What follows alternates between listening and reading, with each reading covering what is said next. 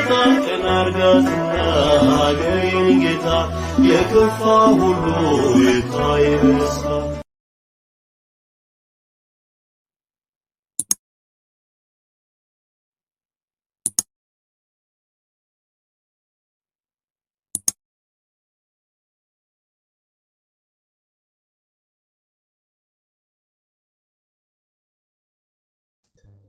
በስመ አብ ወወልድ ወመንፈስ ቅዱስ አሃዱ አምላክ አሜን።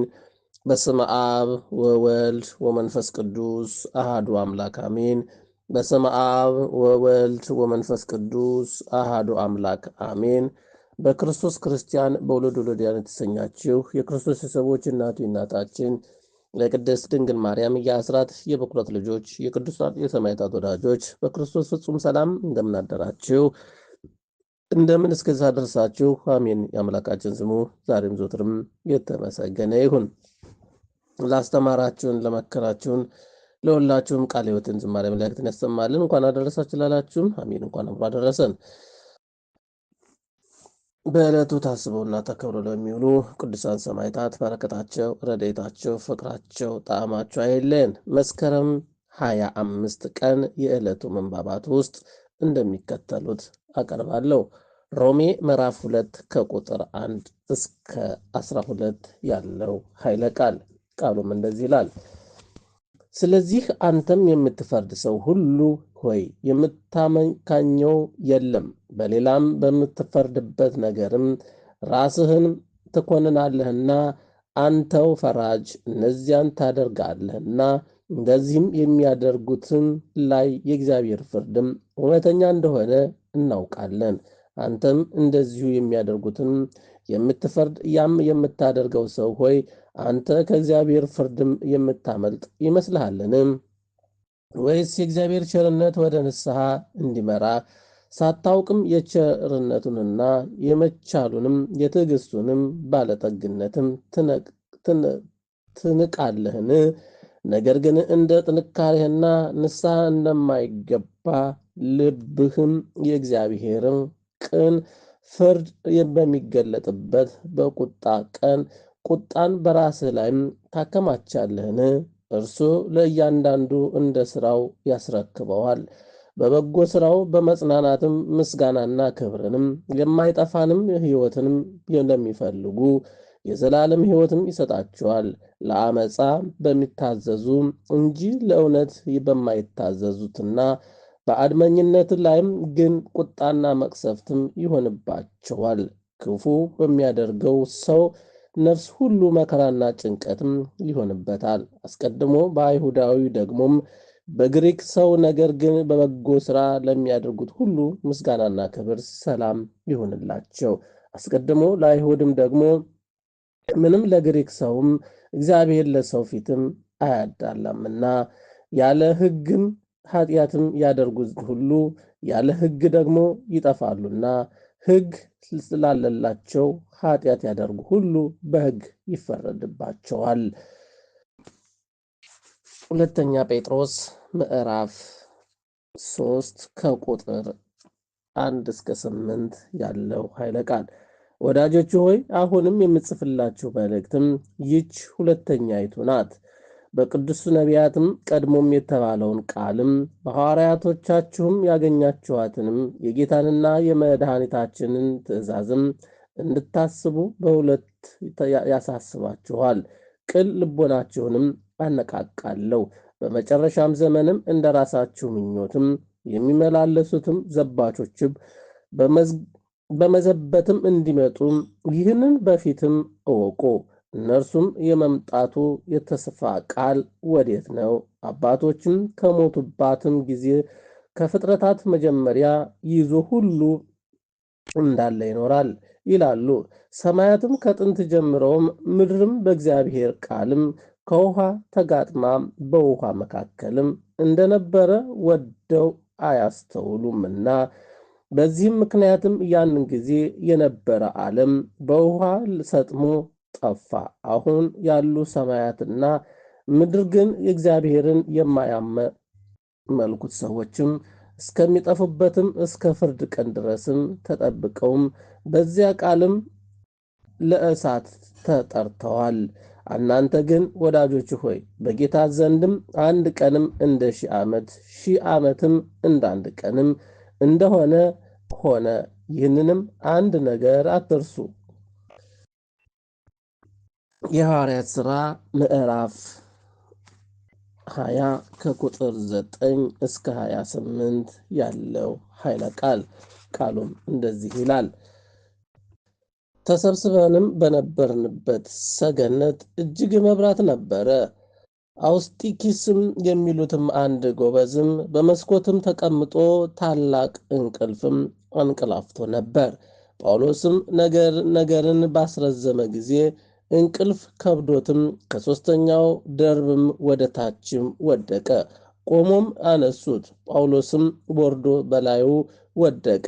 አቅፎም ነፍሱ አለችበትና አትንጫጩ አላቸው። ወጥቶም እንጀራ ቆርሶም በላ። ብዙ ጊዜም እስኪነጋ ድረስም ተነጋገረ። እንዲህም ሄደ።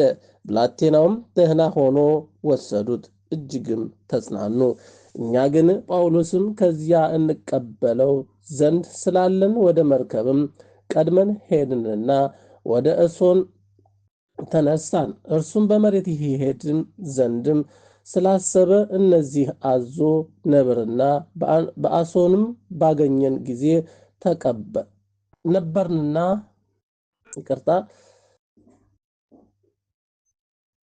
እንደዚህ በአዞ ነበርና በአሶንም ባገኘን ጊዜ ተቀበልነው። ወደ ሚስጢሊንም መጣን። በማግስቱም በዚያ በባህርም ተነስተንም በኪዩ ፊትም ለፊትም ደረስን። በነገውም ወደ ሳሞን ተሻገርን። በትሮጊሊዮንም አደርን። በማግስቱም ወደ ሚሊጢን መጣን።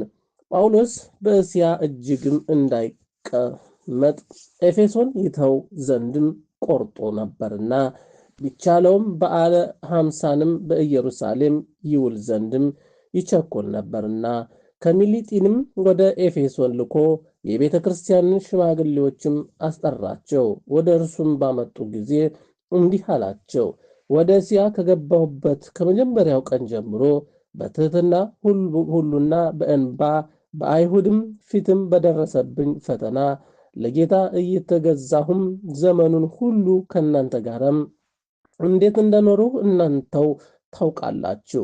ወደ እግዚአብሔር ዘንድ ንስሐና በጌታችን በኢየሱስ ክርስቶስ ማመንም ለአይሁድና ለግሪክ ሰዎችም እየመሰከርሁም በጉባኤውም በየቤታችሁም አወራላችኋለሁና አስተማርኋችሁ እንጂ ከሚጠቅማችሁ ነገር አንዳችምስ እንኳን አላስቀረሁባችሁም። አሁንም እነሆ እኔ በመንፈስም ታስሬ ወደ ኢየሩሳሌም እሄዳለሁ። በዚያም የሚያገኘኝ ምንም እንደሆነ አላውቅም። ነገር ግን መንፈስ ቅዱስ እስራትና መከራ ይቆይሃል ብሎ በየከተማውም ሁሉ ይመሰክርልኛል።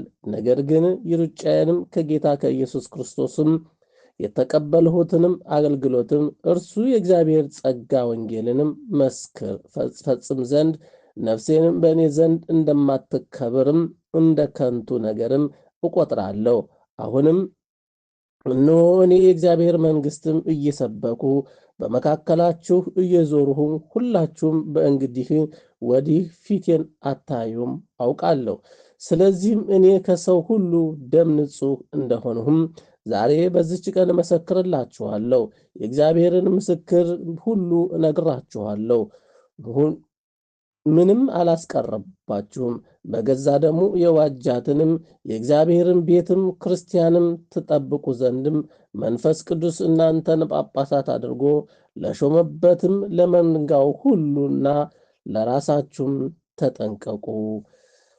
መዝሙረ ዳዊት ምዕራፍ 138 ናአሃብየ ዳዊት ባለመዝሙር ሰናይ ወጥዑመ ቃል ታለብውን ነገረ ፍካሬ ኩሉ 50 ለከመ አዲሳ ለማርያም ድንግል። አቤቱ መረመርኸኝ አወቅኸኝም። አቤቱ መቀመጤንና መነሳቴንም አወቅህ። ሐሳቤንም ሁሉ ከሩቅም አስተዋልህ። ፍለጋዬንና ረፍቴንም አንተ መረመርህ። መንገዶችንም ሁሉ ቀድመህም አወቅህ። የአመፃ ቃልም በአንደበቴ እንደሌለ አቤቱ አንተ እንሆ የቀደመውንና የኋላውንም አውቀህም አንተ ፈጠርህን፣ የእጅንም በላይም አደረግህ። አውቀህም ከእኔ ይልቅም ተደነቅህ። በፊታችን ወደ እርሷም ለመድረስም አልችልም። ከመንፈስም ወዴትም እሄዳለሁ? ከፊትህስ ወዴት እሸሻለሁ? ወደ ሰማይ በወጣ አንተ በዚያ ነህ፣ ወደ ሲኦልም በወርድም በዚያ አለ። እንደ ንስር የንጋትን ክንፍም ብወስድም እስከ ባሕርም መጨረሻ ብበርም በዚያ እጅህ ትመራኛለች፣ ቀኝም ትይዘኛለች። በእውኑ ጨለማ ትሸፍነናለች፣ ብልህ ሌሊትንም እንደ ቀን ታበራለች፣ እንደ ጨለማም እንዲሁ ብርሃኗ ነው። አቤቱ አንተ ኩላሊትንና ፈጥረሃቸዋልና በእናቴም ሆድም ተሰውረኸኛልና ግሩም ድንቅ ሆኜ ተፈጥሬአለሁና አመሰግናለሁ። ሥራህ ድንቅ ነው፣ ነፍሴም እጅግ ታውቀዋለች። እኔ በስውርም በተሰራሁ ጊዜ አካሌም በምድር ታችም በተሰራ ጊዜ አጥንቶች ከአንተ አልተሰወሩም።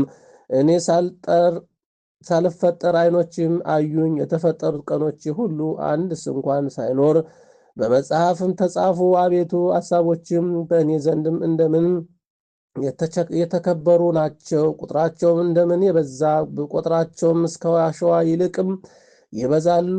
ተነሳው፣ እኔም ገና ከአንተ ጋር ነኝ።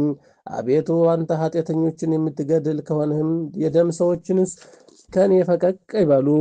በክፋትም ይናገሩብኛልና ጠላቶቼ በከንቱ ያምፁብሃል። አቤቱ የሚጠሉህን እኔ የጠላኸው አይደለሁምን? ስለ ጠላቶችም አልተሰቀቅሁምን?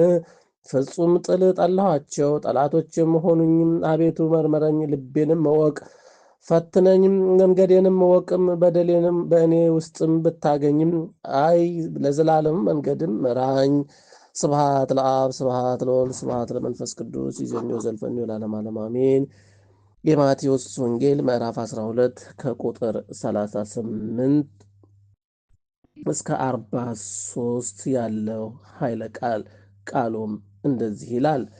በዚያን ጊዜ ከጸሐፎችና ከፈሪሳውያንም አንዳንዶቹ መለሱና መምህር ሆይ ከአንተ ምልክትን እንድናይ እንወዳለን አሉ። እርሱም ግን መልሶ እንዲህ አላቸው፣ ክፉና አመንዝራ ትውልድም ምልክትን ይሻል። በነቢዩ ከዮናስ ምልክትም በቀር ምልክትም አይሰጠውም። ዮናስ በአሳ አንባሪ ሆድም 3 ቀንና 3 ሌሊትም እንደነበረ እንዲሁ የሰው ልጅም በልብ ውስጥ 3 ቀንና 3 ሌሊትም ይኖራል። የነነዌ ሰዎችም በፍርድ ቀንም በዚህ ትውልድም ጋርም ተነስተው ይፈርዱበታል። በዮናስም ስብከትም ንስሐ ገብተዋል። እነሆ ከዮናስም የሚበልጥም ከዚህ አለ። ንግሥት አዜብም ከፍርድም ቀንም በዚህ ትውልድም ጋርም ተነስታ ትፈርድባታለች። የሰሎሞን ጥበብም ለመስማትም ከምድር ዳርቻ መጥታለችና እነሆ ከሰሎሞንም የሚበልጥም ከዚህ አለ። ርኩስ መንፈስ ግን ከሰው በወጣ ጊዜ እረፍትም እየፈለገ ውኃ በሌለበት ቦታ ያልፋል። ስለ ቃሉ የቃሉ ባለቤት ልዑል እግዚአብሔር አምላካችን ዛሬም ዘወትርም የተመሰገነ ይሁን። አባታችን ሆይ በሰማያት የምትኖር፣ ስምህ ይቀደስ፣ መንግሥትህ ትምጣ፣ ፈቃድህ በሰማይ እንደሆነች እንዲሁም በምድር ትሁን። የዕለት እንጀራችንን ስጠን ዛሬ፣ በደላችንንም ይቅር በለን እኛም የበደሉንን ይቅር እንደምንል። አቤቱ ወደ ፈተናም አታግባን፣ ከክፉ ሁሉ አድነን እንጂ መንግሥት ያንተ ናትና፣ ኃይል፣ ክብር፣ ምስጋና ለዘላለሙ አሜን። እመቤታችን ቅድስት ድንግል ማርያም ሆይ በመልአኩ በቅዱስ ገብርኤል ሰላምታ ሰላም እልሻለሁ። በሐሳብሽ በሥጋሽም ድንግል ነሽ። የአሸናፊ እግዚአብሔር እናት ሰላምታ ላንቺ ይገባሻል። ከሴቶች ሁሉ ተለይተሽ አንቺ የተባረክሽ ነሽ፣ የማኅፀንሽ ፍሬም የተባረከ ነው። ጸጋን የተመላሽ ድንግል ሆይ ደስ ይበልሽ፣ ልዑል እግዚአብሔር ከአንቺ ጋር ነውና ከተወደደው ልጅሽ ከጌታችን ከመድኃኒታችን ከኢየሱስ ክርስቶስ ዘንድ ይቅርታና ምሕረትን ለምኝልን ኃጢአታችንንም ያስተሰርይልን ዘንድ ለዘላለሙ አሜን። ምስጋና ይሁን አንድ አምላክ ለሚሆን ለአብ ለወልድ ለመንፈስ ቅዱስ ክብር ምስጋና ይገባዋል ዛሬም ዘወትርም ለዘላለሙ አሜን። ታቅን አርጋትና አገሬን ጌታ የከፋ ሁሉ ይታይ በደስታ